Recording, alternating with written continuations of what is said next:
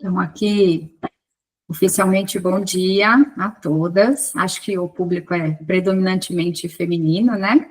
Eu já tinha falado bom dia para a Regilene, bom dia Maria Carolina, bom dia Flávia. Muito obrigada por estarem aqui. Um prazer receber vocês. Se vocês quiserem deixar a câmera aberta, eu vou apreciar bastante, que é gostoso a gente falar e ver as pessoas que a gente está conversando, né? Se for possível, vai ser bem interessante. Obrigada, Regilene, obrigada.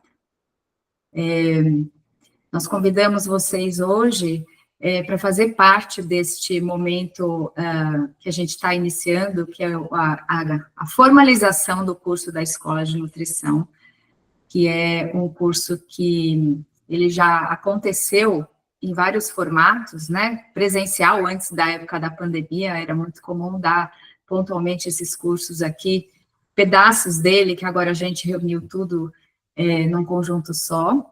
Então, agora eu condensei todas as ideias aqui para esta questão de alimentação, estilo de vida, saúde, né? Eu não sei, assim, se vocês assistiram ao vídeo que eu mandei, mas eu sou nutricionista, eu trabalho, estou formada há 35 anos, trabalho em consultório, eu tenho uma predominância no consultório de materno-infantil, né, então a minha especialidade maior é nutrição de gestação, lactação, aí para crianças, logo na introdução alimentar ou posterior, né, é o maior público que eu atendo, mas, sendo nutricionista, eu acabo atendendo qualquer pessoa que deseja se alimentar bem, né, acho que é a função de um nutricionista fazer esse papel. Então, hoje aqui, eu dividi os assuntos de uma maneira para tentar dar um caminho, uma trilha, né? Quando a gente fala de alimentação, às vezes a gente não sabe nem por onde começa, né? Eu preciso comer direito, eu sei o que eu tenho que comer, eu sei o que eu não posso comer, mas a cozinha acaba sendo um lugar que pouca gente fala, né? De estruturação, como é que compra, como é que lava, guarda quanto tempo na geladeira. Então, nós vamos começar essa jornada dessa forma, tá? Eu vou falar um pouquinho da estruturação. Hoje nós vamos falar um pouquinho sobre a parte de estrutura, de compra, de preparo, de armazenamento, de tudo isso da cozinha, para daí a gente entender como que a gente monta um cardápio, que raciocínios a gente faz, que nutrientes a gente precisa olhar com atenção para cada fase da vida, para cada momento da nossa vida, tá? Eu vou partilhar minha tela aqui com vocês. Deixa eu só fazer uma mudança aqui estrutural de layout. Então, vamos lá. Partilhar a tela. Aí.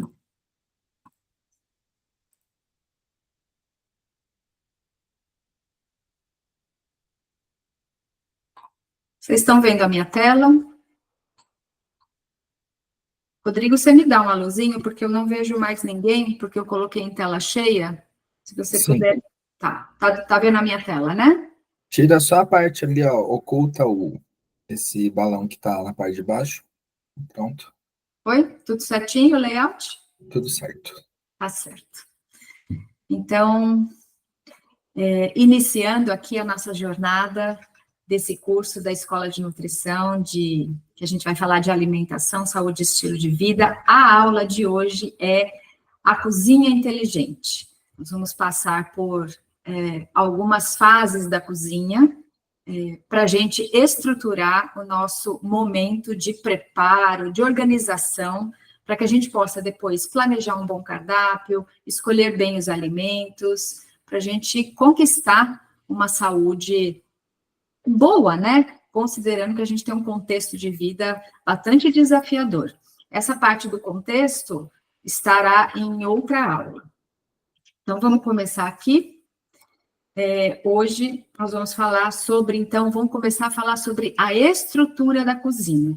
Que itens a gente deve ter na cozinha, que são obrigatórios, né? Ou que podem ser facultativos, mas que vão facilitar bastante a nossa vida. Então, vamos lá. Eletrodomésticos, coisas básicas, a gente não precisa ter uma cozinha cheia de aparelhos. O que a gente precisa ter é um fogão, nem precisa ter micro-ondas, micro-ondas é opcional. A gente precisa ter um lugar de refrigeração, né? Uma geladeira, um freezer ajuda bastante. E outra coisa que a gente precisa ter é algo para liquidificar. Seja um liquidificador desses convencionais, seja o mixer. Porque muitas coisas, a gente quer fazer um patezinho, se a gente quer fazer um bolinho, esses elementos são bem importantes.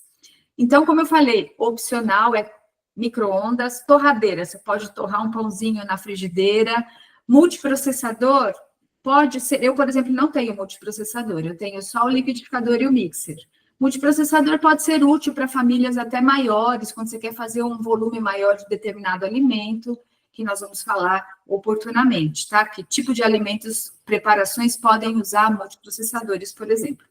Cafeteira também é opcional, a gente pode ter aquela base de coar café com o papel ou com pano, né? Que é mais ecológico, inclusive.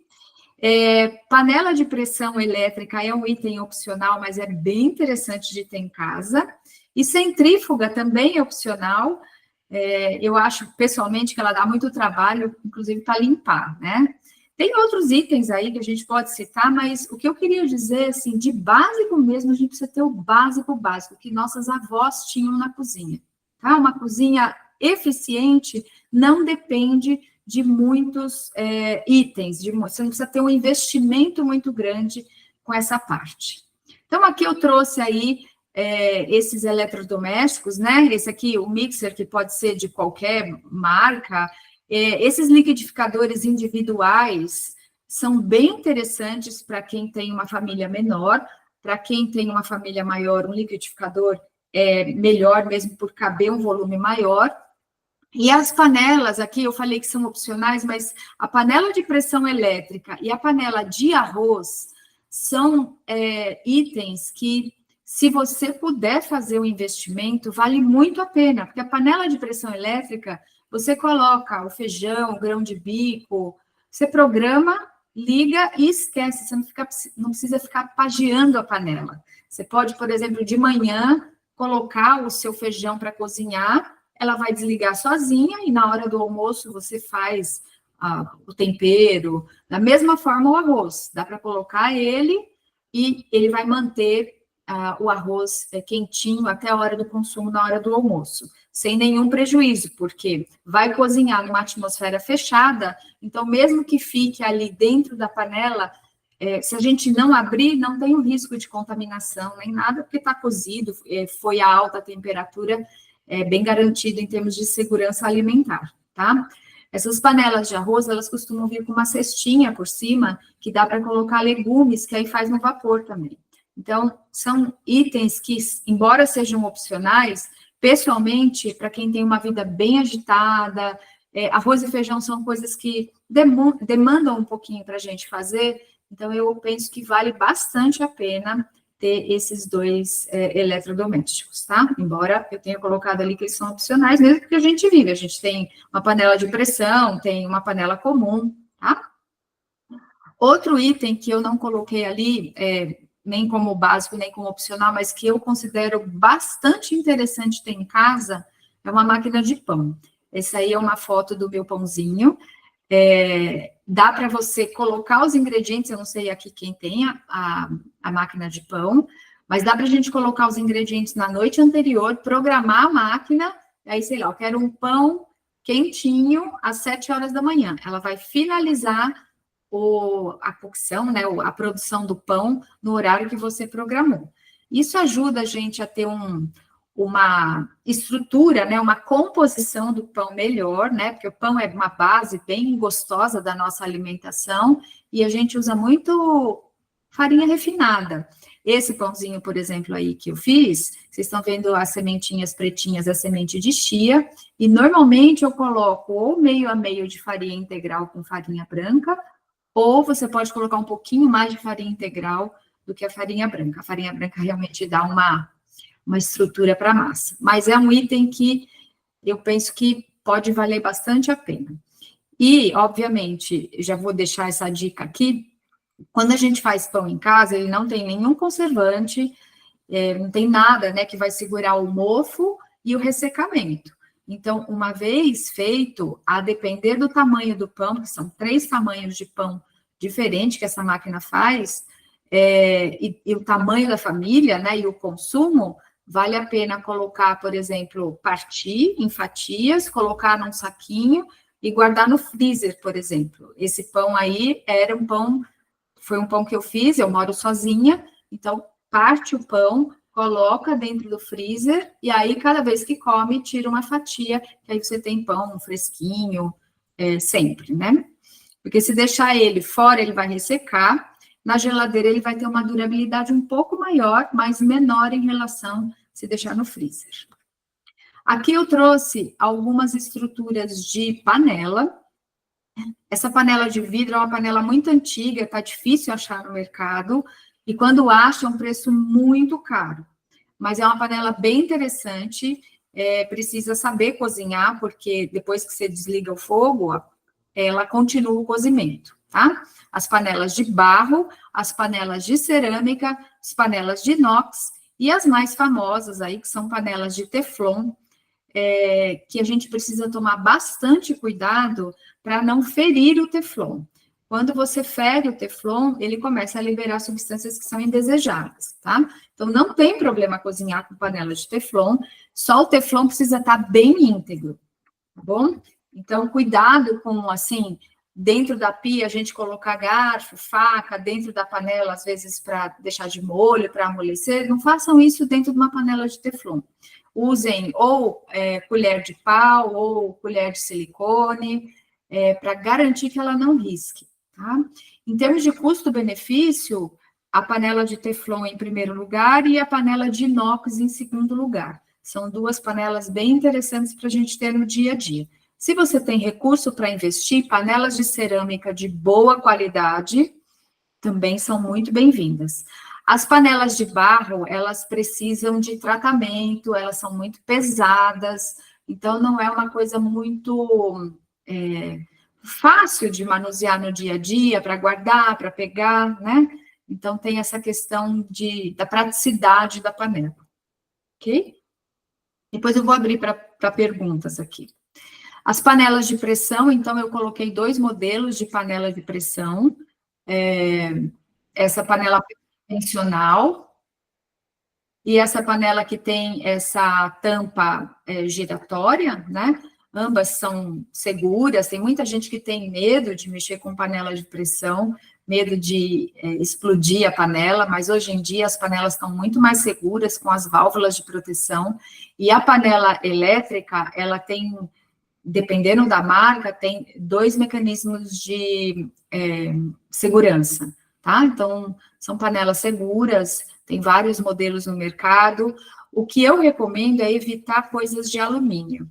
Então, as panelas mais antigas, né, são de alumínio, a gente tem muita coisa de alumínio no mercado, inclusive as panelas de pressão. Então, dá para comprar panelas de pressão de teflon, e panelas de pressão de inox são bem mais caras, mas são possíveis de encontrar no mercado. Aqui eu coloquei alguns utensílios, e eu coloquei até umas fotinhos, porque tem alguns que eu acho muito interessantes de se ter no dia a dia. Panela de ferro traz algum benefício? Peraí, que eu perdi aqui. Eu vou deixar para abrir daqui a pouquinho as perguntas, que aí eu dou uma pausa, aí olho todas as perguntas quando a gente acabar esse bloco. Nós vamos ter 3 blocos de cozinha, tá? Aí eu acho que fica mais fácil o raciocínio. Então, em termos de utensílios, algumas coisas eu acho bem interessantes de ter na cozinha. Peneiras de inox de vários tamanhos, elas servem para você lavar um arroz, escorrer uma verdura que você lavou, apoiar frutas, você coar alguma coisa, coar macarrão, né, escorrer macarrão. Então, é bem interessante ter essas peneirinhas aqui, e até se você não tiver uma panela de vapor, a peneira de inox faz às vezes de uma panela de vapor. Você pode botar a panela com água embaixo, põe uma peneira grande de inox, põe o alimento e tampa.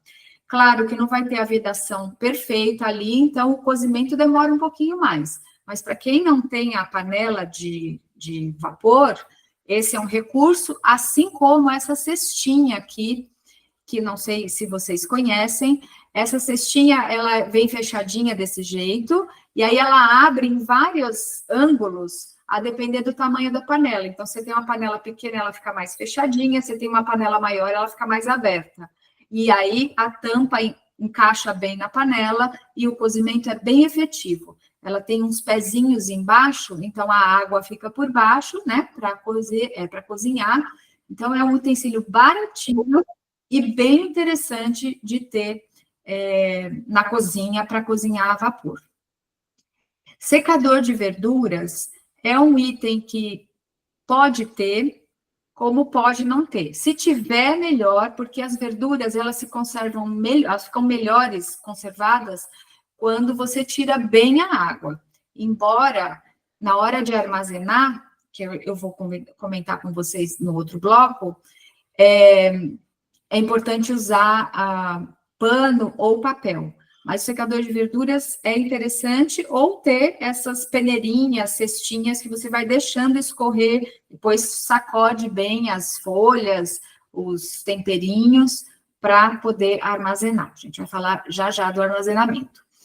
Tábuas de corte, que a gente tem de vários tipos, tábuas de madeira, tábuas de vidro, tábuas de altileno.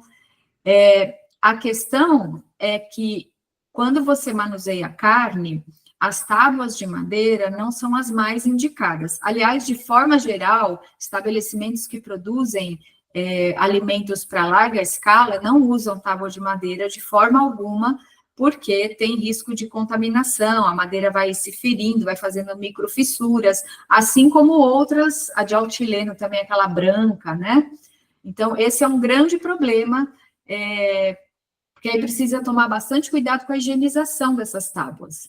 Mas, se você tem uma cozinha predominantemente vegetal, não cozinha carne em casa, a tábua de madeira é bem tranquila, até porque os vegetais não têm essas bactérias que os alimentos cárneos têm, né? E se tiver, então, para consumo com carne, usar uma escovinha para lavar a tábua e sempre deixar ela sequinha, botar no sol, para não ter esse risco de contaminação por fungos ou por outras bactérias, tá? As panelas de vapor, então, eu já falei. Descascador, ralador e picador de legumes. Tem esses super chiques aqui, que tem vários encaixes, e aí pica, e rala, e tudo. Então, são kits. Eu, pessoalmente, eu tenho este daqui, que é bem simplesinho, de madeira, para descascar alguns legumes. O mandolim é bem interessante para fatiar, tá? Para ralar, aqui nesse mandolim, fatia em cima e rala embaixo. E outra coisa que é bem interessante de a gente ter são medidores. Medidores, assim, de litro. Preferencialmente, se puder evitar plástico, é melhor. O plástico tem bisfenol A, a maioria, né? Embora pela legislação é necessário não ter esse bisfenol A, por exemplo, uma madeira já é uma lei que não pode ter BPA, porque ele causa alterações nos nossos hormônios. Então, cuidado muito com o plástico. Quando for comprar potes plásticos, é interessante olhar se ele está marcado ali bisfenol A, sem o BPA. Então, esses medidores a gente acha de vidro, e é bem interessante ter para você calcular capacidades para fazer uma receita, água, enfim. E tem esses medidorzinhos aqui de inox, que vai, aqui é 1/4 de xícara, 3/4 de xícara, meia xícara e uma xícara inteira. É bem interessante, e aí tem de colherzinha também, esses aí são as de xícaras. Então, são itens básicos legais de ter. Mas essa cestinha aqui é bem baratinho e bem legal. Aí, em termos de utensílios, o que a gente pode pensar? Espremedor de fruta, a depender se você tem muita demanda de fazer suco e tudo mais. Aqui em casa, por exemplo, eu tenho aqueles espremedores assim, eu não sei exatamente como fala, né? Mas de limão e de laranja, porque quase não uso essas coisas. O limão, às vezes, eu só espremo direto na mão mesmo. Colheres de pau de silicone, uma outra coisa interessante de ter. Espátulas e pão duro, não sei se vocês sabem o que é pão duro, é aquele que dá aquela boa raspada nas coisas. Então, às vezes, na hora de eu armazenar o alimento, sempre gruda um pouquinho de coisa na panela, o pão duro vai tirando tudinho, a panela fica, assim, sem resíduo de alimento, mais fácil de lavar, tá? Tigelas e formas de qualquer tamanho, eu tenho tigelinhas de inox, pequenas, médias e maiores, são tigelinhas que também não têm custo grande e valem a pena. Novamente, cuidado com os plásticos, tá? Embora, por exemplo, essa embalagem aqui é uma embalagem plástica, que é para armazenar, eu gosto disso para armazenar as verduras, então já lava e já coloca tudo lavadinho dentro do pote. Então, você pode ter vários potes de vários tamanhos, então lava os legumes, cenoura, abobrinha, beterraba, tomate, já deixa num potinho. Aí, outro pote com as verduras, outro pote com os temperos.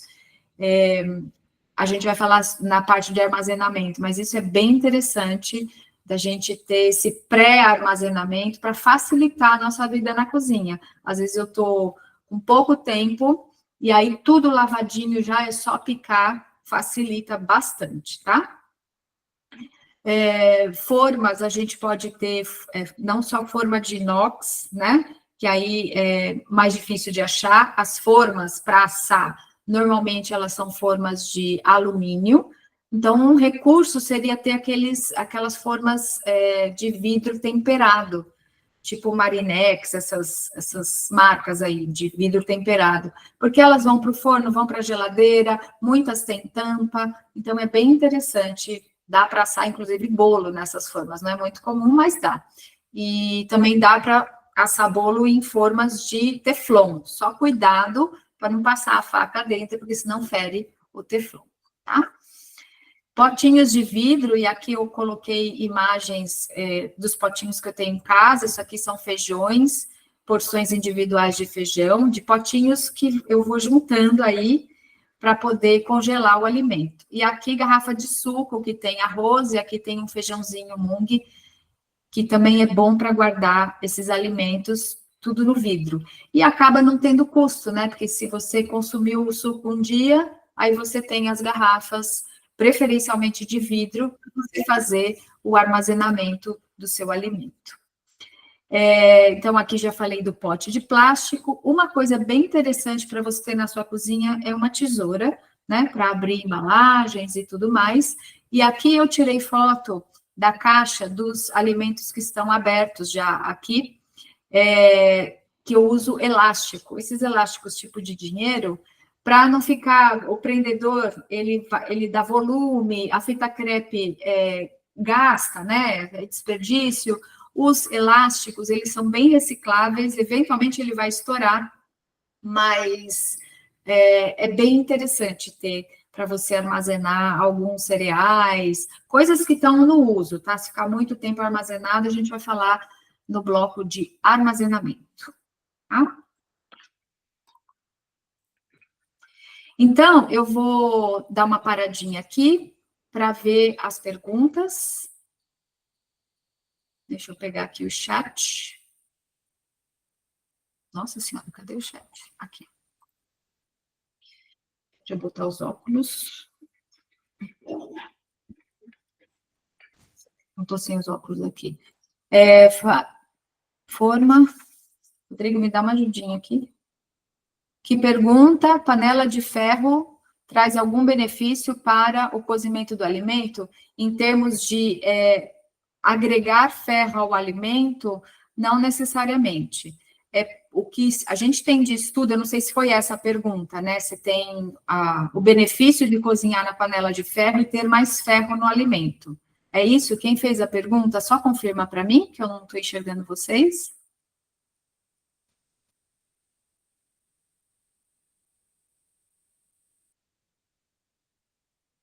Bom, então, cozinhar em panela de ferro não necessariamente traz um benefício para agregar ferro ao alimento. O que a gente tem de estudos mostrando essa transferência do ferro da panela para o alimento é em condições que não é a que a gente encontra na nossa cozinha. Eles pegam água, põem uma solução e aí medem a quantidade de ferro naquela solução.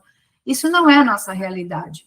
A nossa panela vai ter cebola, alho, óleo, o alimento, então a gente não tem estudos mostrando o teor dessa transferência para a mistura de múltiplos alimentos, tá? Então, não necessariamente a gente vai ter benefício de cozinhar com panela de ferro, mas é uma possibilidade, lembrando que panela de ferro, que eu acabei nem citando a panela, né? Eu falei da de barro, esqueci da panela de ferro. A panela de ferro, ela é uma panela muito antiga, né? Minha avó cozinhava em panela de ferro. Ela é pesada também, então, às vezes, ela não é conveniente por causa do peso. Então, outra pergunta aqui, forma e tampa de silicone é melhor do que opções de alumínio, inox e vidro, é isso? Eu precisava dos meus óculos, que eu não sei onde é que eu coloquei. Estou achando os óculos aqui. Gente, eu vou ter que pegar meu óculos em outro lugar, porque realmente, senão não vou enxergar aqui. Um minutinho.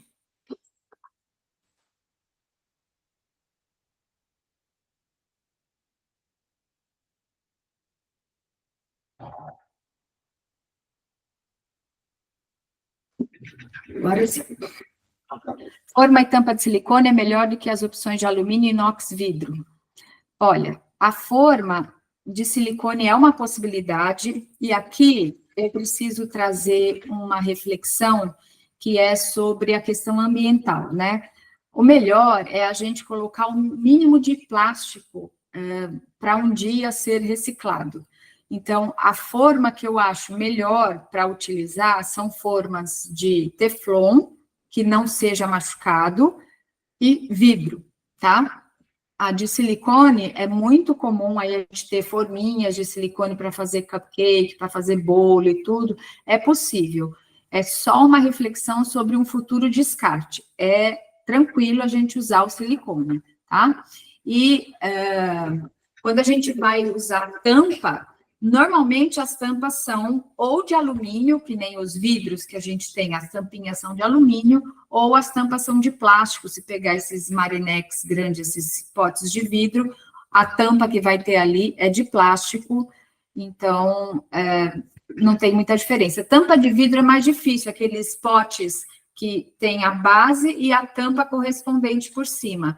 Ali a diferença é que a gente não tem muita segurança com a tampa, né? A tampa não fica fixa.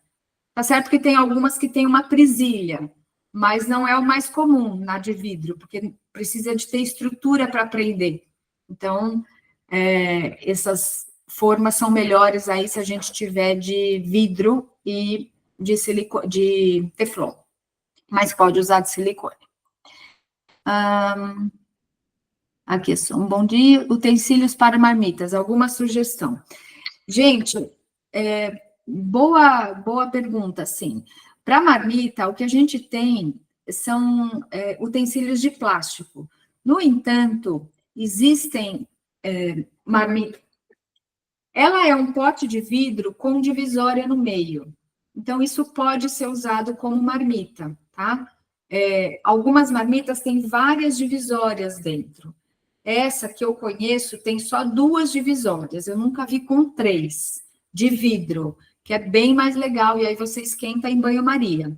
Agora, essas marmitas elétricas, normalmente, elas são de plástico mesmo. O cuidado que se tem que ter é com a questão do bisfenol A. Tudo que for de plástico, que for destinado à cozinha, vai ter um aviso ali, se é BPA free ou se é sem bisfenol A. Deixa eu ver se tem mais alguma coisa. Sugestão de utensílios para mamães e famílias com crianças pequenas. Utensílios para crianças pequenas, isso é bem interessante, porque na introdução alimentar, a gente fica preocupado de ter colherzinhas, pratinhos e uma série de coisas. O que a gente não deve dar para a criança é um prato de vidro, especialmente se ela for muito pequena, porque esse prato pode cair no chão e aí nem machucar a criança, né? Porque ela vai estar na cadeirinha de alimentação. Mas os plásticos de melamina ou de silicone podem ser utilizados.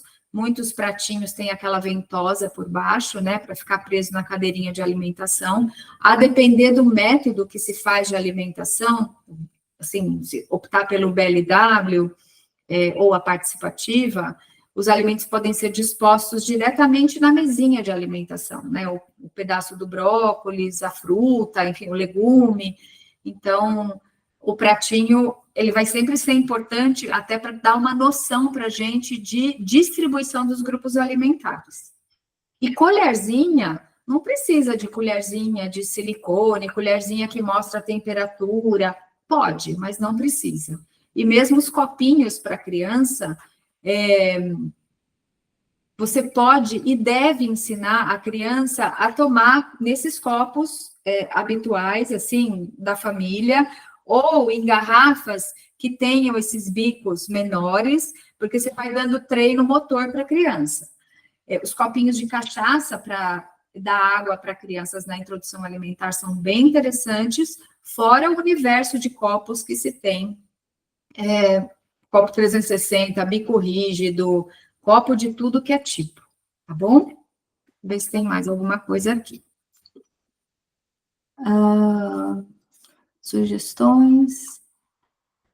Regilene, essa pergunta a gente pode deixar para quando a gente for falar sobre a parte de nutrientes, tá?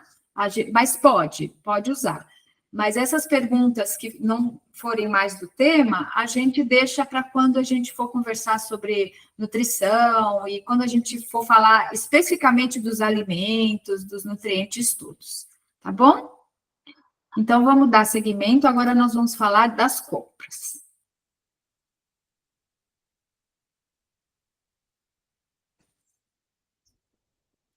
Então, falando um pouquinho do aspecto de abastecer a casa. Aonde que a gente deve ou pode ir para abastecer os nossos lares? Então, a gente tem as lojinhas de granel, né, as lojinhas de produtos naturais, que chama, essas lojas que vendem produtos diversos, que agora estão se expandindo bastante. A gente tem os supermercados e a gente tem as feiras livres. Uma coisa que eu não coloquei aí, porque é similar a uma feira livre, fica entre uma feira livre e um empório, né, uma loja de granel, são os hortifruti, que também acabam sendo bem convenientes, assim, porque a gente acha coisas secas, né, acha coisas que a gente acha no supermercado e também acha bastante variedade de verduras e legumes. Então, sacolões e hortifruti são interessantes também da gente contar para nossa rotina de compra. Então, aqui é onde ir, e a gente tem que pensar a frequência que a gente vai também nesses estabelecimentos, porque a depender de distância, a depender do que a gente vai comprar, a gente tem que programar a ida. Aqui é uma listinha de compras, que aqui tem, aqui tem os alimentos, né, a lista dos alimentos, o local da compra, cada coluna é um local de compra e a lista de alimentos. Aqui, então, o que a gente precisa tomar? Alguns cuidados. Se a opção for para ir a um supermercado, nós temos que olhar o horário que a gente vai ao supermercado, né? É um horário mais cheio, mais vazio, qual é a nossa disponibilidade. Se eu escolho ir no final do dia, por exemplo, que acontece bastante, né? Estou saindo do trabalho e vou passar no supermercado, tá com fome para ir no supermercado, em geral, a gente acaba comprando coisas que não deveria. E aquela lista que eu coloquei anteriormente é uma lista bastante útil para nos guiar do que a gente tem que comprar, para a gente não comprar por impulso, a gente não comprar, assim, coisas que não tem necessidade, comprar assim só porque, tá barato, né? A organização do carrinho é bem importante, eu costumo, assim, sempre dar uma olhadinha no carrinho das pessoas, até como método, assim, de avaliação para a hora que vou dar uma aula mesmo, né? Eu vejo muita gente não organizando a compra no supermercado e colocando coisas mais molinhas embaixo e que amassa. Então, precisa realmente organizar o carrinho, separar produto de limpeza com alimentos, né? Isso parece meio óbvio, mas não é todo mundo que tem essa clareza de separar os alimentos, tá? Uma coisa bem importante, quando a gente for à feira ou sacolões, uma coisa legal da gente levar é sacola retornável, mesmo no supermercado. Porque hoje, com o planeta do jeito que está, se a gente vai, cada vez que vai fazer compra, pega um saquinho de supermercado, pego 2 tomates, boto num saquinho, aí depois uma berinjela põe em outro saquinho, depois eu vou botar dentro do saquinho do supermercado. Nas feiras fica até mais fácil, porque você está com tudo a granel ali, ele pesa nas bacias e tudo, e você coloca nas sacolas retornáveis. É bem interessante de se fazer essa escolha. Aqueles antigos carrinhos de feira, da época quando eu ia à feira com a minha mãe, tinha um carrinho bem, assim, bonitinho, que eu achava, né? Tinha até uma divisória no meio, hoje os carrinhos já são... Tem ainda carrinho, né? Mas é de lona, é diferente daquele carrinho de ferro de antigamente. E o horário também de ir à feira, a gente pode avaliar o seguinte: eu estou com um orçamento um pouco mais apertado, eu posso ir mais no final da feira, aonde a gente vai encontrar alimentos que estão assim já para terminar a feira, eles abaixam o custo, né, o preço do alimento. E determinadas feiras, gente, eles doam algumas coisas. Por exemplo, aqui na cidade de Campinas, nas feiras de orgânico, você consegue pegar gratuitamente folha de brócolis, folha de couve-flor, folha de beterraba, folha de nabo, folha de rabanete. Isso tudo o feirante coloca ali, porque as pessoas não levam as folhas. E elas são muito nutritivas. Então, nas feiras livres, eu não vejo isso em sacolão, porque eles já colocam o alimento ali já destacado, por exemplo, o brócolis. Nunca vai com as folhas do brócolis ali, na maioria dos sacolões e dos hortifruti. Mas são folhas riquíssimas que dá para você fazer refogadinho, dá para você colocar na sopa, dá para você incrementar os seus pratos sem gastar nada, tá? Então, essa ponderação, né, da hora que a gente for de levar as nossas sacolas retornáveis, de selecionar os alimentos, e cada alimento vai ter uma característica para ser selecionado, lembrando que se você for à feira mais cedo, você vai pegar alimentos mais seletos, e se for mais no final do dia, a tendência é que os de melhor aspecto já foram adquiridos, tá? Muita gente fala que o alimento orgânico é mais feio, é menorzinho, mas a aparência do alimento, se ele não tiver estragado, obviamente, né? Mas a aparência em si não vai interferir na qualidade nutricional. Às vezes, um alimento orgânico, às vezes não, ele vai ter um valor nutricional superior, porque ele não vai ter elementos químicos na sua composição. Tá? Então, às vezes, muita gente fala, não compro orgânico porque ele é meio feinho, né? Hoje em dia, a agricultura orgânica está muito bem organizada, muito bem estruturada e fornece alimentos de muito boa qualidade. E lojinhas de produto natural, o que a gente precisa tomar bastante atenção na hora de ir, né? Produto natural, a granel, empórios, com os modismos, né? Porque hoje a gente tem bastante coisa sendo vendida que está na moda, que dá um apelo que nem sempre é verdadeiro, né? São apelos assim, usa esse composto que vai emagrecer, usa esse composto que vai secar a barriga, usa esse composto, e lojinhas granel ou desses naturais, costumam ter bastante opções.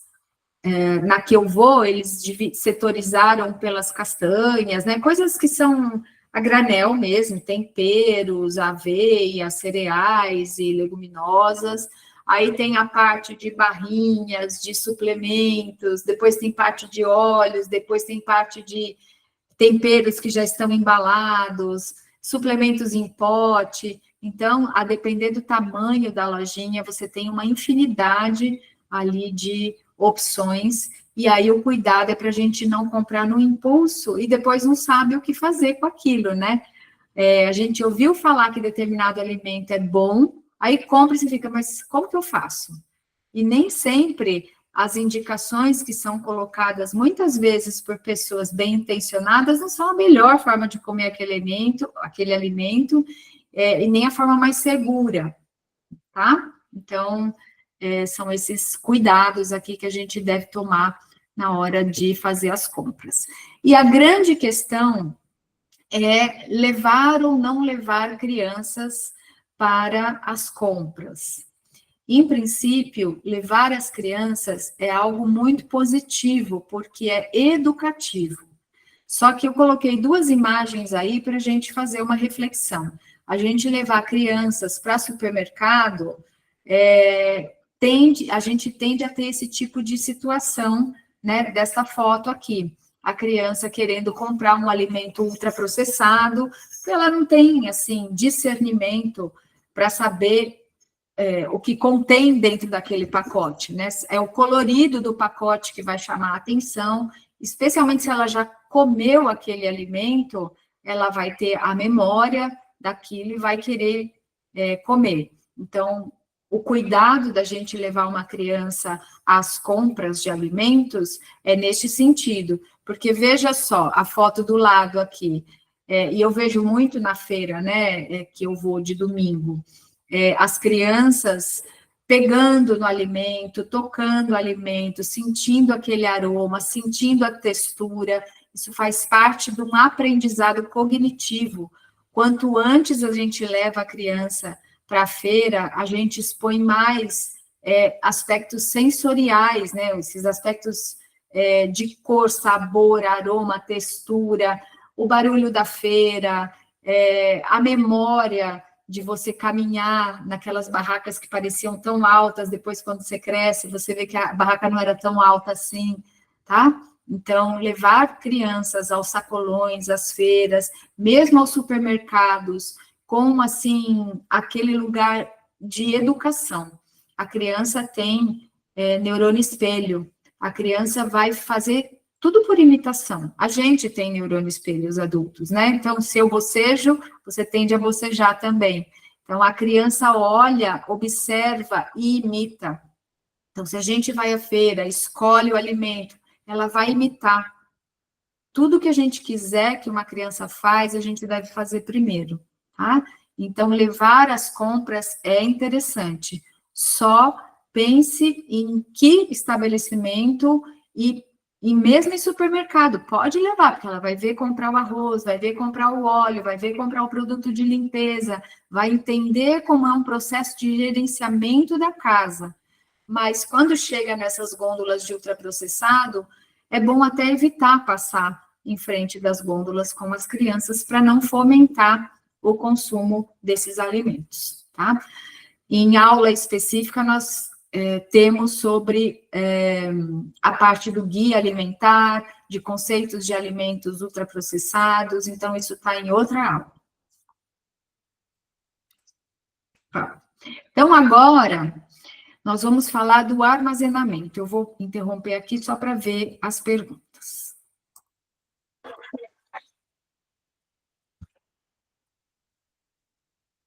Vamos lá.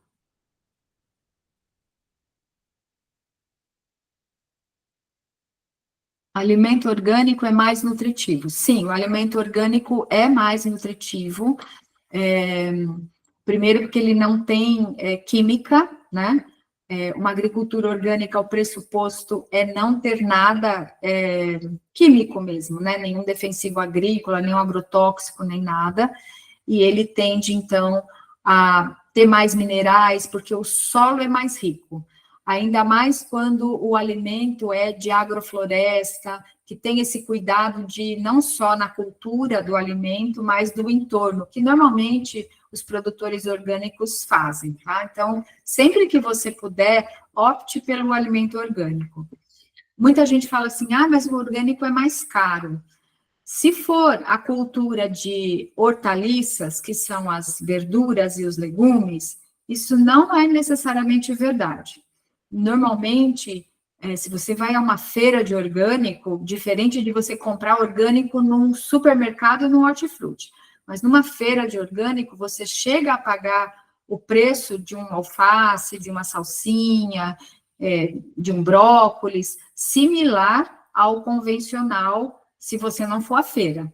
O convencional da feira é mais barato que o orgânico na feira. Mas o orgânico na feira chega a ter um preço, às vezes, até mais competitivo do que comprar um convencional no supermercado, por exemplo. Tá?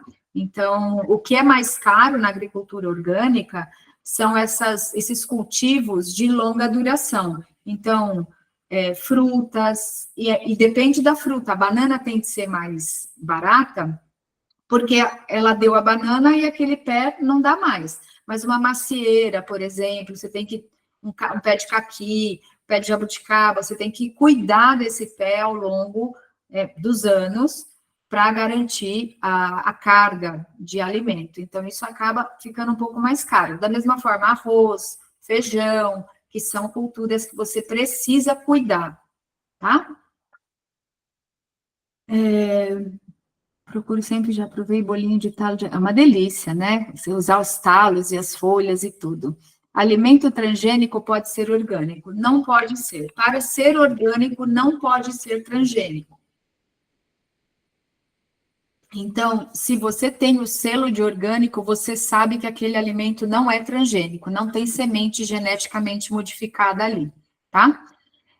Eu posso ter um alimento não orgânico e não transgênico também. Por exemplo, a soja, como ela é usada, a monocultura da soja, ela é usada para alimentação de gado, de soja, a soja e o milho, né? São grãos que são de grandes monoculturas, não para alimentar seres humanos, para alimentar os animais. O que fica para o ser humano é uma parcela bem pequena. Essa soja é transgênica.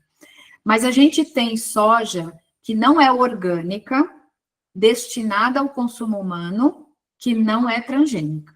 Então, isso está na embalagem, está escrito lá. Então, tofu, por exemplo, vem lá, soja não transgênica. E se for orgânico, essa informação nem virá na embalagem. Então, assim, o alimento transgênico, o que acontece é que ele teve uma modificação na sua estrutura, normalmente, para ele sustentar ou não desenvolver determinados, como fala? Determinados bichinhos, determinados pragas, né? Então, por exemplo, o trigo.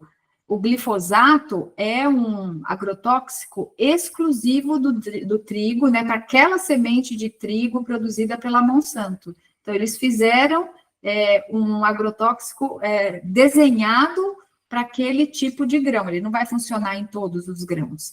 Então, modifica o grão de determinada forma que não cresce a praga ali, tá? Então, está mexendo no núcleo, né, no DNA da célula, do alimento. Os alimentos quebrados, tipo castanhas, posso comprar? Geralmente, elas são mais baratas que as opções inteiras. Então, alimentos quebrados, pensa assim, ó, eu tenho uma castanha do Brasil fechadinha, né, inteirinha. Quando eu quebro, eu tenho uma superfície maior de contato. Quanto mais eu quebro, mais eu vou expondo a superfície de contato daquele alimento, tá? E aí, as castanhas em especial, como elas são muito ricas em gordura, eu aumento a superfície de contato com o ar quando eu quebro, e, portanto, eu aumento o processo de oxidação do alimento. Então, apesar de mais barato, não é interessante comprar nenhum tipo de castanha já quebrada. Justamente por isso, vocês podem até observar que elas aparecem até um pouco mais escurinhas, porque o processo já está caminhando de oxidação. Então, eles selecionam as melhores sementes, os melhores... semente, né? Porque a castanha do Pará, a gente pode dizer que é uma sementona, uma castanhona. E à medida que vai quebrando, tudo vai colocando para poder desovar aquela sobra de alimento. Então, não comprem castanhas em geral, tá? As oleaginosas em geral. Pará, caju, macadâmia, pistache, apesar que o pistache vem dentro da caixinha, nozes. Nozes são uma das primeiras que ficam oxidadas, a gente chama de rançosa, fica com gosto de sabão. As nozes são as que mais acontecem. E nós vamos falar de armazenamento já, mas castanha a gente põe na geladeira. A gente já vai falar já já. Ana, o que você acha deste mercado que está oferecendo cada vez mais opções de facilidade para as crianças? Olha, nós estamos num problema muito grande, né? A legislação de propaganda para criança, ela não é muito cumprida no nosso país. Então, você pega embalagens que coloca super-herói, que coloca bichinhos de desenho, que é muito colorida. Eu diria assim, isso é um golpe baixo, né? Porque a criança não tem nenhum discernimento e ela é alvo fácil desse tipo de propaganda. Então, cabe a nós, adultos, cuidadores dos nossos filhos, netos, sobrinhos, alunos, ficar atento para a gente não oferecer esse tipo de produto para as crianças. Nós temos aula aqui específica sobre essa questão de por que a gente come o que a gente come, que é uma reflexão nessa estrutura de saúde que a gente tem hoje. A gente nunca teve tanto caso de crianças atípicas com espectros, né? E isso tem muito da base alimentar. A gente, oportunamente, falaremos em outra aula. Transgênico para o alimento crescer mais, para aguentar climas quentes, para resistir a pragas, para ter melhor adesão a determinados tipos de agrotóxico. Exatamente. Então, dando continuidade aqui, vamos falar agora sobre o armazenamento. Como que a gente deve, então, armazenar todos os alimentos que a gente tem para o nosso consumo. Então, vamos começar pelas verduras, legumes e pelas frutas.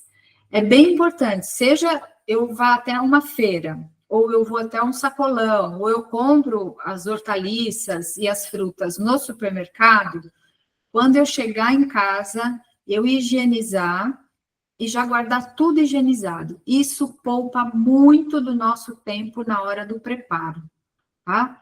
Se eu já deixo tudo ali lavadinho, é só tirar da embalagem, por isso que eu falei das caixas, né?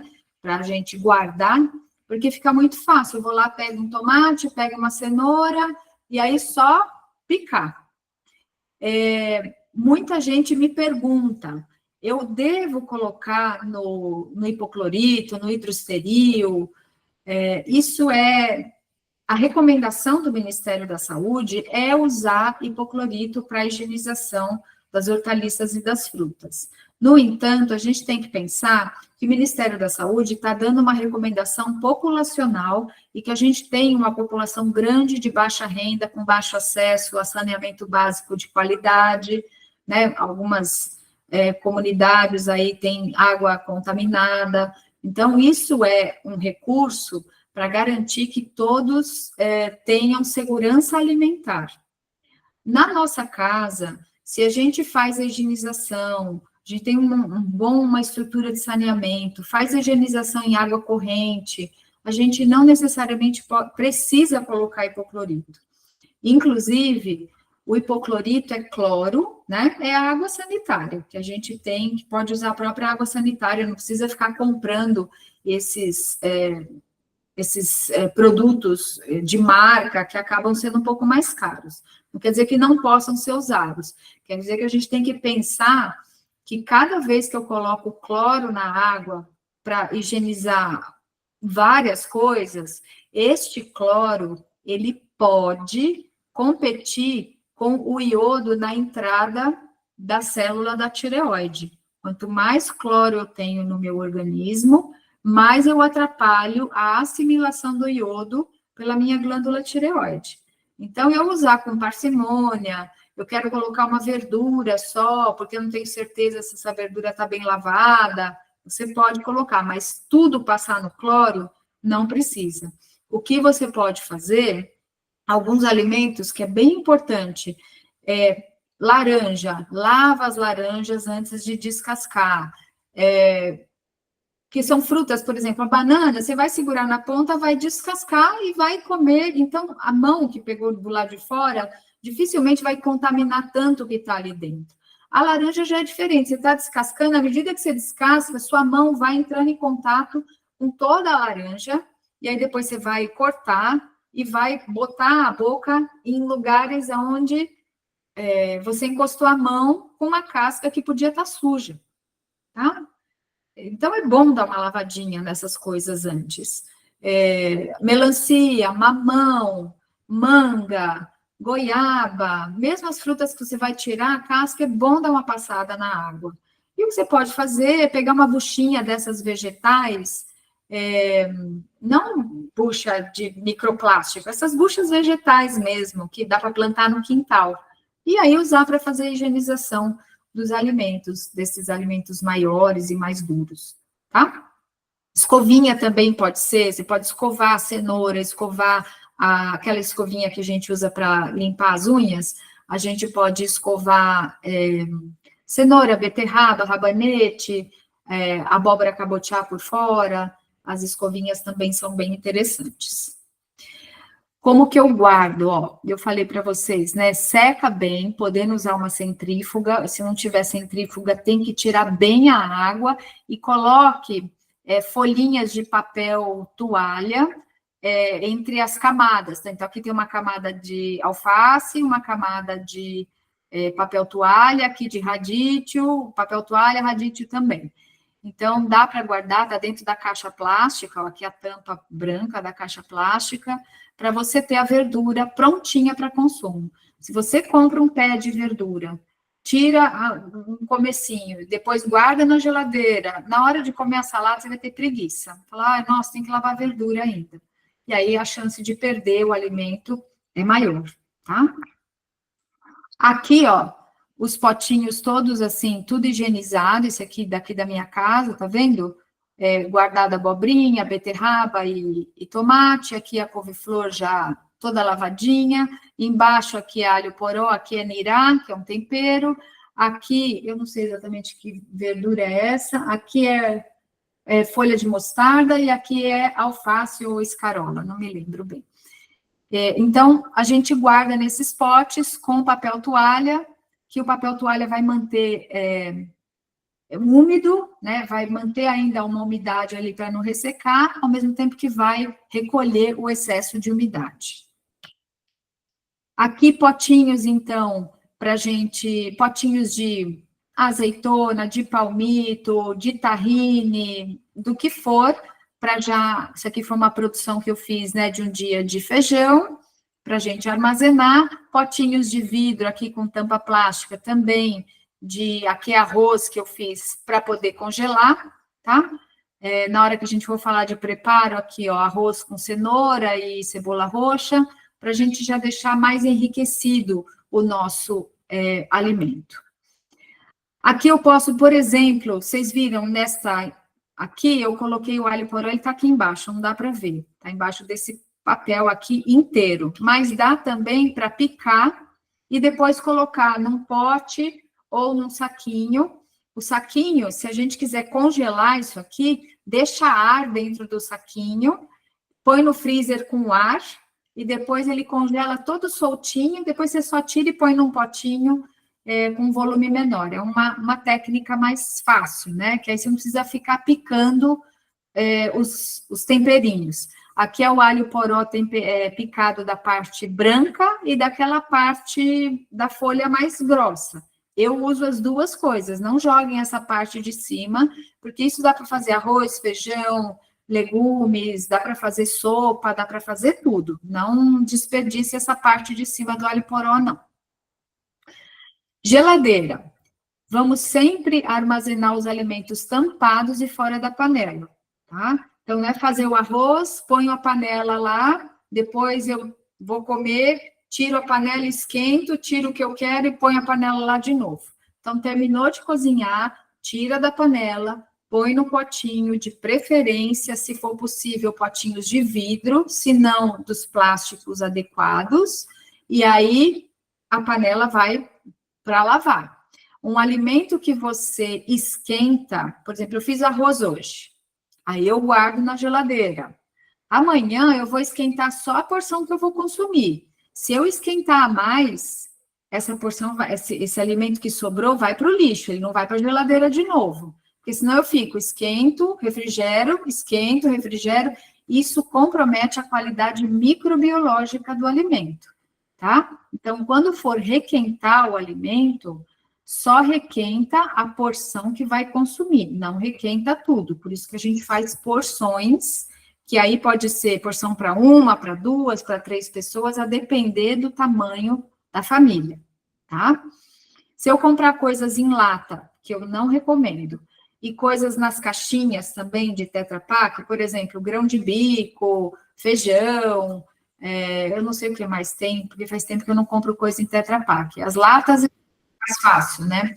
Tudo isso, se você tirou, comprei um milho em lata, consumi uma parte, tiro da lata, coloco no vidro e guardo na geladeira. Não guardo dentro da latinha. Mesma coisa, um feijão branco que eu comprei Tetra Pak, de caixinha. Consumo a parte que eu quero, a outra parte eu coloco num vidro ou no pote plástico e guardo na geladeira. Sempre observando a data de validade, tá? E aí é importante a gente setorizar os alimentos dentro da geladeira, observando onde é o lugar mais refrigerado da geladeira. Eu não vou botar verdura, por exemplo, lá no fundo, onde eu tenho o lugar de circulação de ar, que eu posso queimar. Então, é interessante também, nas prateleiras, você organizar de um jeito, prateleiras de alimentos que já estão prontos, prateleiras de alimentos que estão a preparar, prateleiras de verduras, legumes e frutas, para ficar mais fácil de você se encontrar na geladeira, não ficar, nossa, onde eu guardei tal coisa?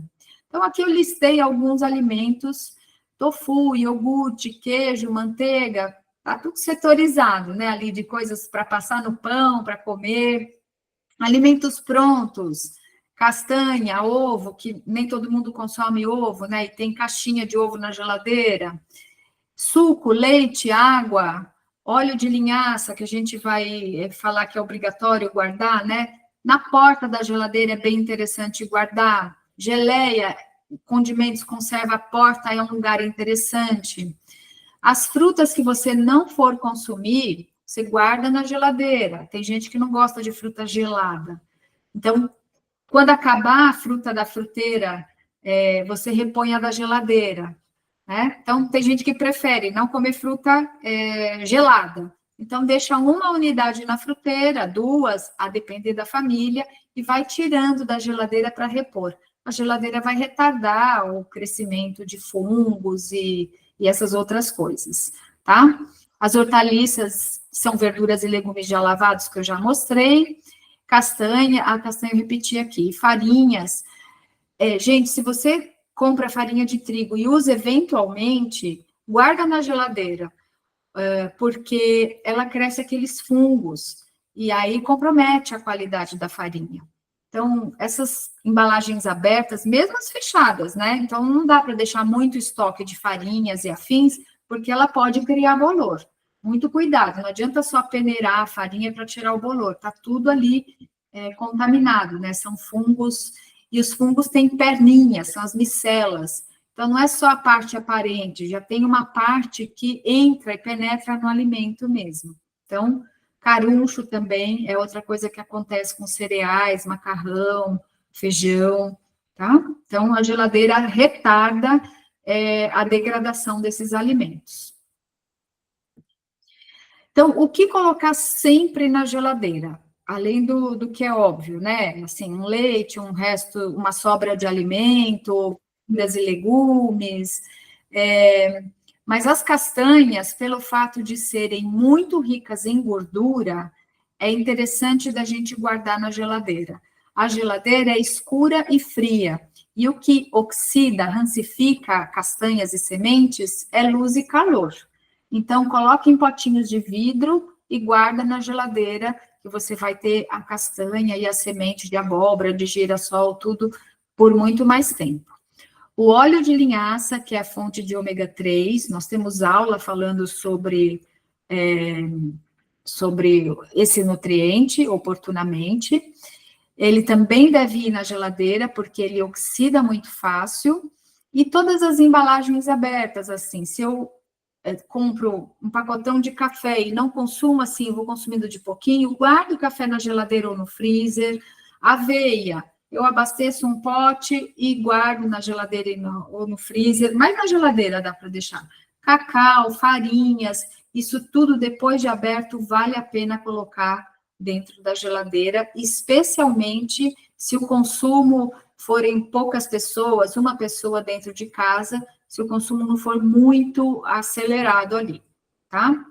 Mas a maior preocupação são com os olhos mesmo, ainda mais que a gente está numa fase de um calor muito extremo, né? Então, se a cozinha é muito abafada, vale a pena colocar esses óleos aí, óleos e gorduras, né? Na despensa, então, nós vamos guardar tudo que a gente está acostumado. Eu só realmente passei aqui para a gente lembrar: farinhas, cacau, café, geleia, cereais, arroz, quinoa, leguminosas, grão de bico e tudo mais, todas as garrafas de suco, de leite, temperinhos fechados e os óleos. O que a gente deve fazer na despensa? Para facilitar a gente enxergar, colocar por ordem de tamanho, coisas que são mais altas para trás, para você poder enxergar. Você deixa um vidrinho pequenininho lá atrás, você não sabe o que tem ali. Tenta setorizar também, coisas assim, de arroz, feijão, macarrão de um lado, matinais do outro. Assim, não precisa ser um armário enorme, mas colocar por uma ordem que você saiba onde procurar depois, tá? A validade mais próxima sempre na frente. A gente usa, na faculdade, a gente aprende o sistema PEX. Primeiro que entra, primeiro que sai. Então, sempre olhar a validade para você não ter perigo de perder alguma coisa, porque venceu. É bom limpar as coisas antes de guardar, tem estabelecimentos que acabam, a depender, fica ali muito tempo, pega poeira, então é bom dar uma higienizada antes. Prateleiras que sejam reguláveis ou organizadores, caixas, eu costumo ter algumas caixas aqui para guardar coisas assim, separadas. Pode ser interessante, a depender do tamanho da despensa, da sua possibilidade aí. E, obviamente, o que é mais pesado embaixo, né? Essas coisas eu já falei, açúcar, café, matinais, essas coisas em geladeira, depois de abertos. Deixa eu ver se tenho alguma pergunta aqui.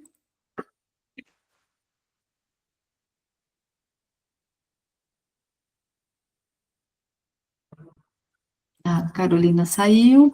Formigas e outros insetos que ficam passeando pela casa, às vezes na despensa. A gente tem problema com formiguinhas, né? Se você tem muito essas formigas de açúcar aí, um jeito é você colocar a embalagem mergulhada num recipiente com água. Açucareiro, por exemplo, você põe uma tigelinha, põe água e põe açucareiro dentro, aí a formiga não vai lá. Mas as formigas são realmente desafiadoras, tá?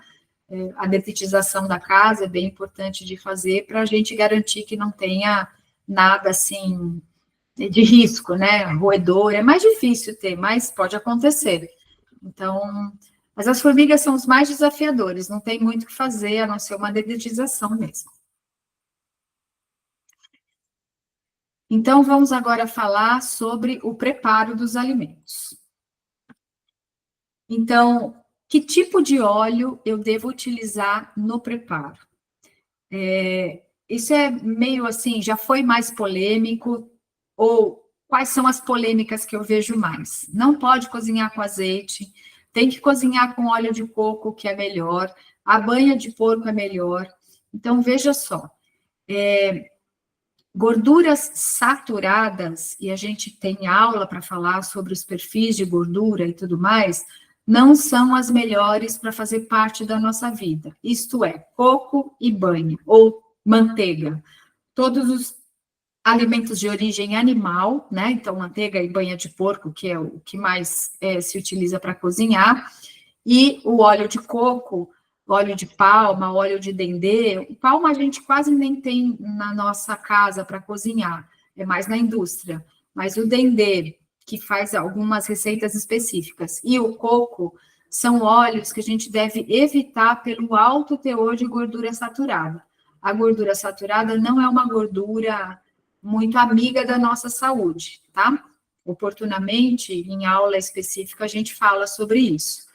Então, o melhor óleo para cozinhar, do ponto de vista de característica dos ácidos graxos, do tipo de gordura que o compõe, é o azeite. Não tem problema cozinhar com azeite, não tem problema esquentar o azeite, tá? A gente tem o óleo de soja, mas normalmente o óleo de soja é transgênico, embora a gente tenha óleo de soja orgânico, que aí não é transgênico. A gente tem óleo de girassol, a gente tem óleo de canola, a canola é transgênica, sempre será transgênica. Então, são óleos que são possíveis de ser utilizados, óleo de gergelim. E aí a gente tem a questão do custo dos óleos, né? Muito cuidado, porque a maioria dos óleos vem em garrafa plástica. E aí o aquecimento, esses cuidados com a liberação desses compostos do plástico para o alimento, tá? Então, são vários tipos de óleo. Pessoalmente, eu considero o melhor o azeite mesmo. E é claro, a gente hoje está com uma questão de preço do azeite, né? Nesse momento que eu falo aqui, a gente está vivenciando essa dificuldade com o preço do azeite. Mas dá para você comprar um azeite virgem para cozinhar, e aí um extra virgem para poder fazer as finalizações, temperar uma salada, alguma coisa assim, tá? O preparo hortaliças são verduras e legumes.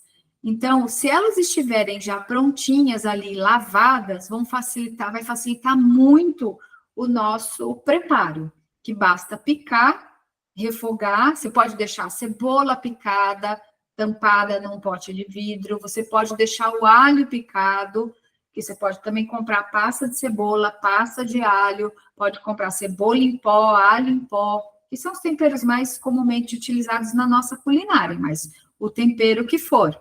Eu ali mostrei para vocês, o alho poró é o meu tempero de escolha, porque eu gosto muito de alho poró, então eu uso praticamente em tudo, tá?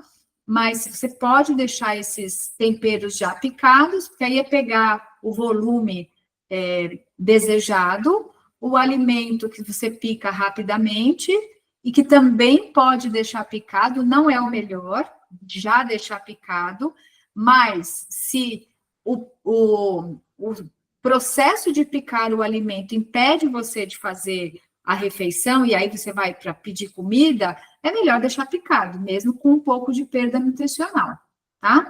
Então, é isso que eu coloquei, de fatiar na hora, né? É melhor a gente picar, fatiar o alimento na hora, sem dúvida alguma, até por expor o alimento.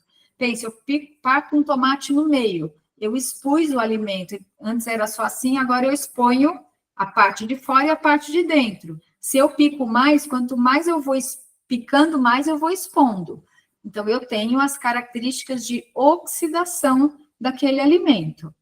Mas, de novo, entre eu comer outra coisa, ou não comer a verdura e o legume, porque eu não tenho tempo de picar, deixa picado. A verdura deixa picadinha também. Couve picada, repolho picado, escarola picada, já dá para deixar tudo, que aí pega uma mãozada de cebola, uma mãozada de alho, aquela verdura refogada e passa na panela, tá? E aí a gente pode, então, refogar, fazer no vapor, O assado, pessoalmente, eu acho que demora mais. É a preparação que mais leva tempo para ser feita, tá? O refogado é muito rapidinho, o vapor, então, nem se fala. 5 minutos você cozinha um brócolis, uma couve-flor, uma abóbora cabotiá, uma abobrinha, um chuchu, fora os alimentos que você não precisa comer cozido. Cenoura, beterraba, pepino, rabanete, abobrinha dá para comer cru também. Tá? Repolho dá para comer cru, ok? Para preparo, as leguminosas devem ficar de remolho de 8 a 12 horas. Aí vocês estão vendo a foto do feijão, que já está na água para cozimento. Antes ele ficou de remolho, e aqui ele está com louro e uma folhinha de alga kombu, para aumentar o valor nutricional. Então, as algas podem ser adicionadas a molhos, às leguminosas, sopas, para agregar valor nutricional, tá? E as sobras, eu cozinhei arroz, cozinhei feijão, refoguei uma abobrinha, refoguei um repolho, eu guardo em até 2 dias na geladeira. Depois disso, eu começo a ter risco microbiológico, de aparecer fungo, mas você não enxergar o fungo e ele está ali presente, tá? Então, não dá para cozinhar e aí eu vou comer aquele arroz a semana inteira. Se essa for a opção, cozinhar uma vez por semana, faz o arroz, come hoje, tira para amanhã na geladeira, depois de amanhã vai para o freezer, tá? É mais seguro, a mesma coisa o feijão. Aqui eu coloquei um jeitinho que pode ser utilizado para picar, fazer uma salada variada, ó. Tem uma folha de couve aqui embaixo, uma folha de escarola e um punhadinho de salsinha. Aí você enrola e pica, e aí você tem uma saladinha bem variada aí, de folhas já misturadas, tá? Para não ficar picando um a um, faz esse rolinho aqui, e é uma dica interessante para fazer com qualquer folha que você quiser. O que eu devo ter semi-pronto no meu freezer? Aqui, vocês, não sei se vocês conseguem ver, que está até meio suadinho aqui, né? É grão de bico congelado. Então, cozinha um pacote, meio pacote de grão de bico e guarda em potinhos plásticos ou de vidro, que nem eu mostrei para vocês lá, aqueles feijões. E disso daí você pode fazer salada, você pode fazer patê, você pode comer refogadinho com legume, ou no caldo tradicional. Então, ter esses sem temperos, grão de bico, feijão branco, feijão fradinho, eles são muito versáteis para fazer isso, tá? Os cereais, o arroz, por exemplo, arroz branco, arroz integral, arroz basmati, vocês viram aquele imagem anterior que eu coloquei, né? Do potinho que estava com arroz, com a cenoura e a cebola roxa. Então, já agrega um legume ali, que eu tiro um potinho de arroz com legume, um feijão que eu posso cozinhar com uma abóbora cabotiá, com uma beterraba ralada, com uma cenoura ralada, com tomate, que eu também agrego um legume ali nele. As hortaliças, então, sempre pré-lavadinhas, e hamburguinhos caseiros são bem interessantes aí da gente deixar pronto. Faço um hambúrguer de grão de bico, um hambúrguer de feijão branco, e aí eu posso usar isso como um lanchinho da tarde. Para crianças é ótimo fazer esses hamburguinhos, porque eles são bem-vindos em várias refeições do dia, inclusive nos lanches intermediários, tá? Então, aqui novamente, né, os potinhos, aquela imagem anterior ali. E coisas que eu recomendo que você tenha sempre na sua geladeira para emergências. Não deu tempo de ir ao supermercado, não deu tempo de fazer a compra, eu não fico sem verduras e legumes. Esses que estão aí, eles têm alta durabilidade na geladeira, né? O repolho, seja o roxo, seja o branco, a cenoura, o pepino, o tomate, a abobrinha, rabanete, beterraba, são coisas que podem ficar na geladeira, e aí você nunca fica sem um alimento do grupo das hortaliças para preparar. O repolho assim, ele dura 15, 20 dias na geladeira. Das folhas, é o que mais dura. então pode deixar um dos dois. A selga também tem uma durabilidade boa, mas o repolho acaba sendo um coringão, inclusive, para quando a gente for falar do cálcio, a selga não é o melhor alimento aí para a gente comer na rotina por causa do teor de oxalato. E as batatas podem ser um recurso interessante também para uma emergência, né? Não sei o que fazer, aí eu posso refogar um legume, fazer uma batata, pegar um feijão que está no freezer e acabar tendo uma refeição mais completinha. Congelamento. O que eu posso fazer de congelamento? Então, já mostrei aqui os feijões, as sopas.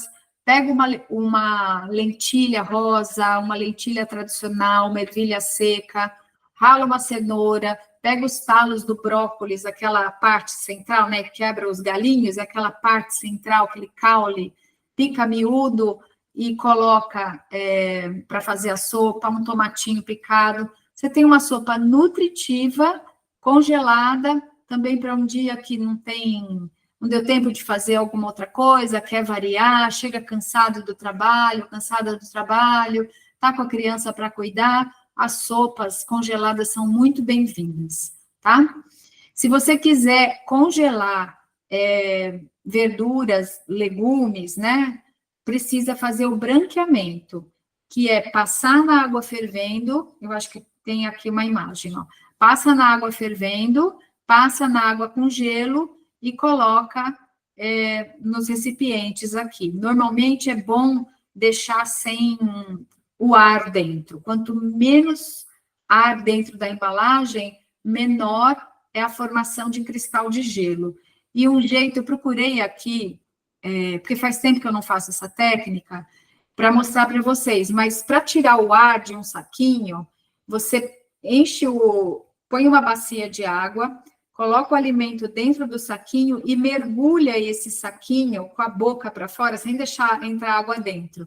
Aquilo vai tirar o ar de dentro e aí você só fecha, ele vai ficar amarrado desse jeito aqui, sem nada de ar. Não precisa de bombinha, não precisa de nenhum recurso desse, tá? Então, branqueamento é uma técnica que a gente usa para garantir a durabilidade de determinados alimentos congelados.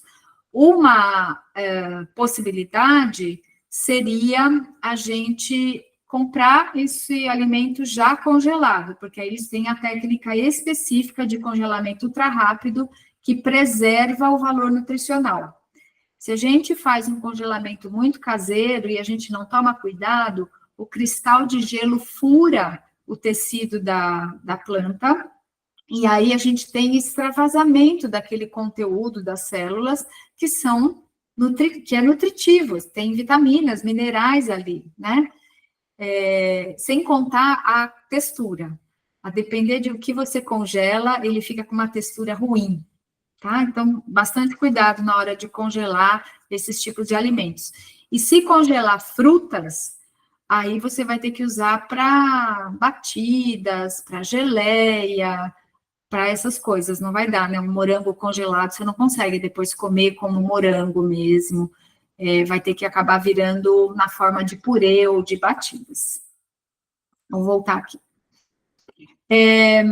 Pratos prontos, então, aí dá para congelar quibe, dá para congelar tortas, dá para congelar essas coisas. Não congele em papel alumínio, não congele em filme plástico, procure congelar em potinhos, como a gente já falou, de vidro ou de plástico de boa qualidade. As frutas, vocês podem fazer cubinhos aqui, cubinho de maracujá, aqui cubinho de azeite com ervas, que aí eu tenho uma manteiga mais saudável, né? A gordura do azeite é muito boa, e aqui eu tenho cubinhos de couve. Esses cubinhos de couve, eles são muito versáteis, porque eles podem virar suco, você pode cozinhar o arroz com cubinho de couve, você pode cozinhar o feijão com cubinho de couve.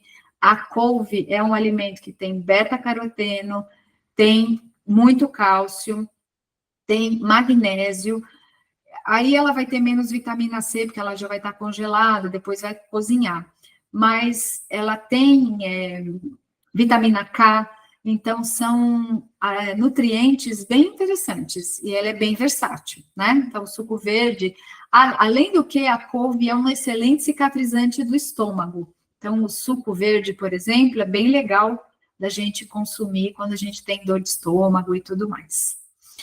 Os recipientes, que a gente já falou, né? E a identificação, que dia que você congelou, que alimento é aquele, se você visualmente não conseguir distinguir que alimento é aquele, coloque uma etiquetinha ali, uma fita crepe, alguma coisa de que preparação é aquela e a data que você fez. Um alimento vai ficar assim, bem, até no máximo uns 2 meses, mas se você puder consumir antes, porque quanto mais ele ficar na geladeira, no freezer, por mais cuidado que a gente tenha, mais desidratado ele pode ficar, tá? Então, branqueamento, e é isso que eu queria partilhar com você hoje, com vocês, né? Sobre essa parte do preparo, sobre a parte do armazenamento. E aí eu queria saber se existe alguma dúvida, alguma pergunta que queira se fazer. Vou abrir aqui para o compartilhamento aqui.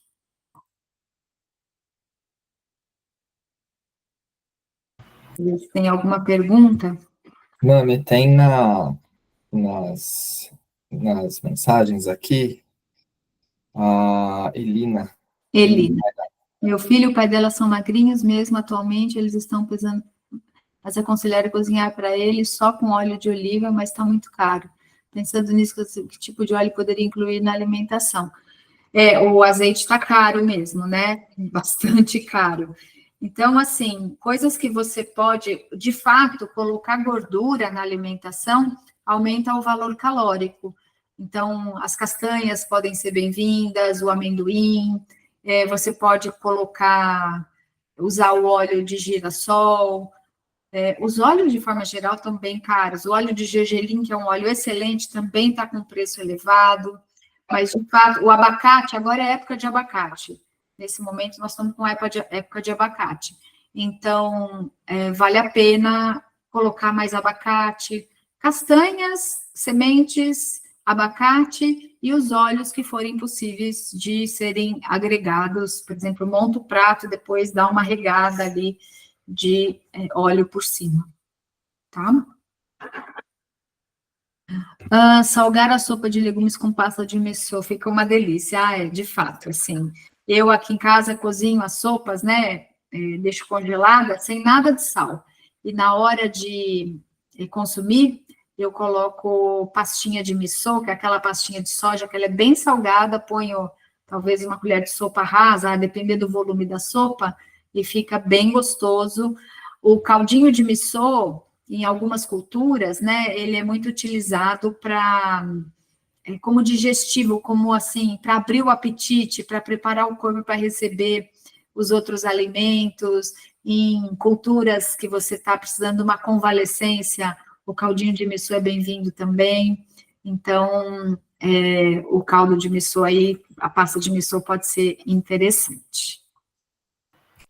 Vamos falar um pouquinho do que a gente tem planejado para os próximos encontros, alguns dos temas, e também para a parte de mamães e bebês, né? Tá. Então, esse curso, ele tem vários temas, né? A gente vai falar sobre rotulagem nutricional, sobre os grupos de alimentos, sobre a função do alimento e do nutriente, porque a gente fala, eu já comi minha proteína, mas proteína tem em muitos alimentos. Eu não como carboidrato. Carboidrato é o melhor nutriente que a gente tem do ponto de vista de saúde celular. Então, todos esses conceitos a gente vai falar também sobre as questões de aspectos de saúde, né? O que faz a gente adoecer, as escolhas alimentares, por que a gente é compelido a escolher determinados alimentos, e também isso está na pauta. Os nutrientes que são de maior relevância para a nossa saúde, claro, a gente precisa de tudo, né? A gente precisa de vitamina de A, Z, aí, para não pegar o polivitamínico. mas alguns têm um destaque especial, especialmente para determinadas fases da vida, então na gestação, na infância, na lactação, para mulheres na menopausa, para mulheres que querem engravidar, e homens também, né? Nós temos, na parte de materno-infantil, isso é até um módulo mais separado, né? Porque é bem específico, não é todo mundo que tem interesse. Mas a gente tem alguns conceitos muito importantes para a gente trabalhar na área materno-infantil dos 1.000 dias, dos 2.200 dias, da introdução alimentar, disso que eu falei de neurônios espelho, né? Que as crianças têm. Enfim, toda a nossa responsabilidade como adulto para conduzir as nossas crianças em qualquer nível de contato que a gente tenha com as mesmas, para garantir a saúde da geração futura, né? São eles que vão ser nossos futuros professores, governantes, prestadores de serviço, e a gente precisa dar esse embasamento de saúde. E a alimentação, gente, é pilar de tudo. Tudo, todas as minhas células, elas são feitas a partir do que eu como. Não tem outra substância, é comida, é nutriente que faz as células. E algumas coisas interferem, por exemplo, poluição, aditivos alimentares, fumo, mas eu posso, sim, eu tenho que considerar que o açúcar, em última análise, ele vai virar glicose, que vai ser um nutriente importante para minha célula. Então, eu consigo trocar isso e colocar outra coisa no lugar que vai me fornecer a mesma coisa? Então, todos esses são temas que a gente vai trazer, que faz parte desse curso, né, completinho aqui, que a gente começou agora pela estruturação da cozinha. Uma parte mais, assim, vou dizer assim, mais racional, né, mais estrutural, depois fica com uma parte de maior curiosidade mesmo. Eu tenho aqui os temas que a gente separou, a gente está fazendo encontros, então, assim, são duas coisas, né? Uma delas é essa gravação que a gente está fazendo aqui junto com vocês. Esse daqui é um curso que está estruturado já, né? Nesses 6 encontros que a gente que a gente organizou, né? Uma linha geral. A gente faz encontros também mensais em 2 outros grupos. Então, aqui, para a área de materno infantil, a gente falou em fevereiro do conceito dos 2.200 dias, e agora em março, no cuidados na gestação e durante o parto. Aí agora, em abril, vai ser cuidado da mamãe e do bebê nos primeiros 6 meses de vida. Em maio, introdução à alimentação complementar, por onde começar. Junho, suplementação nos primeiros anos de vida, aí depois julho, avaliação do crescimento, curva de crescimento. Agosto, desafios do convívio familiar, social, né, para cuidar da criança. Geralmente, né, essa rede de apoio que é composta do núcleo familiar e da família, como é que fala? Dos núcleos adjacentes, né? Então, os avós. Família estendida. Família estendida, né? Setembro, então, vamos falar de seletividade alimentar. Outubro, escolinha, desafios e ajustes. Aí, novembro, lancheiras. Dezembro, a gente ainda está a definir. E para os temas gerais, a gente falou aqui. Então, em fevereiro, por que comemos o que comemos? Em março, qual o caminho para um emagrecimento seguro? Aí, agora, a partir de abril, pouco sobre digestão, alimentos, nutrientes, fibra e água, que já está contemplado aqui nesse curso. Aí a gente vai ter aulas específicas, né? Em maio, junho e julho, carboidratos, proteínas e gorduras. Agosto, vitamina B12, vitamina B9, ferro e zinco. Setembro, cálcio, vitamina D e ômega 3. Outubro, planejamento das refeições. Novembro, organização da cozinha, que é a base que a gente passou aqui hoje. E dezembro, rotulagem e o guia do Ministério da Saúde. Então, essa iniciativa que a gente vem fazendo aí, em parceria, né, da Escola de Nutrição com a Vem Saúde, é uma iniciativa de promoção de educação nutricional para todos.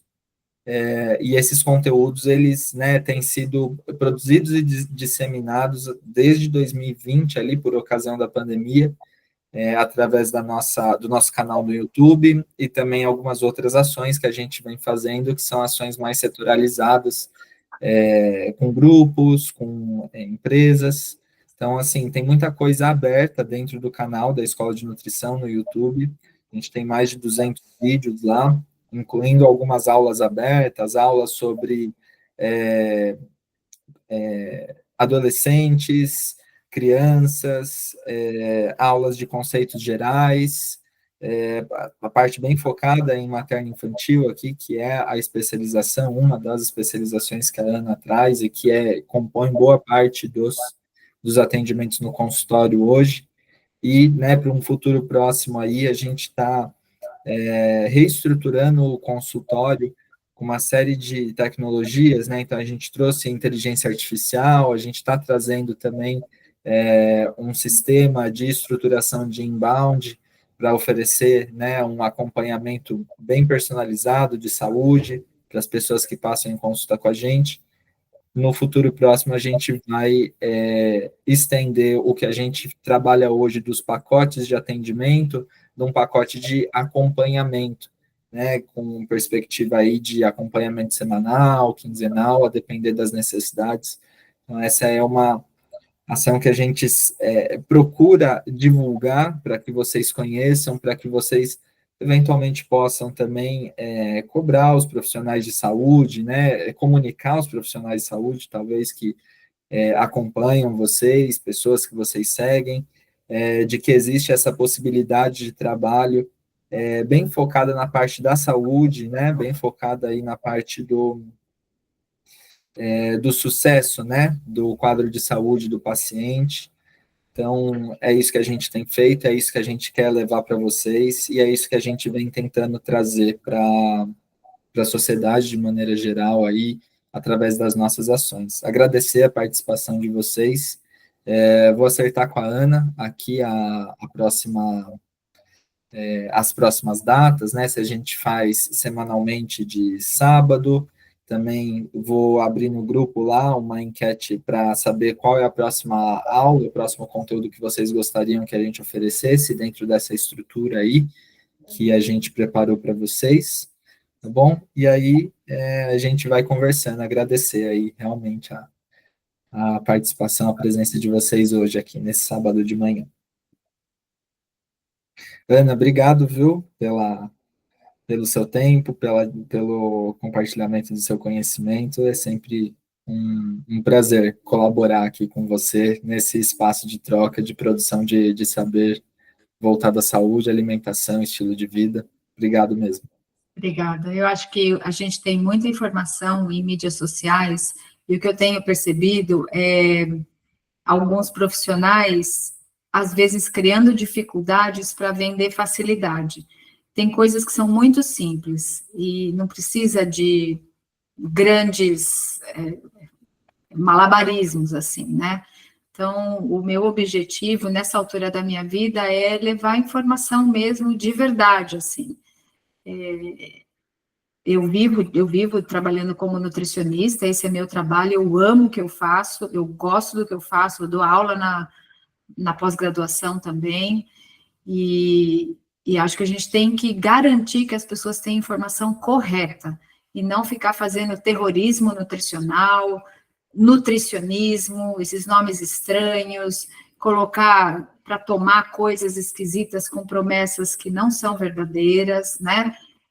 Dá trabalho a gente comer bem, porque a gente tem que planejar, porque a gente tem que se organizar, porque a gente tem que abrir mão, às vezes, de algumas coisas, e algumas vezes a gente vai comer coisas que a gente sabe que não tem boa qualidade nutricional, mas se a gente come feliz, é melhor a gente comer uma coisa que não é tão boa feliz do que ficar todo dia comendo a comida certinha infeliz. Eu não sei o que faz mais mal para o corpo, mas tem espaço para tudo. Radicalismo nunca é a melhor opção na nossa vida, né? Então é isso, gente. Eu queria agradecer a cada uma que está aqui e que já se foi também, né? Agradecer ao Rodrigo e até breve, gente. Tchau, meninas. Obrigado, viu?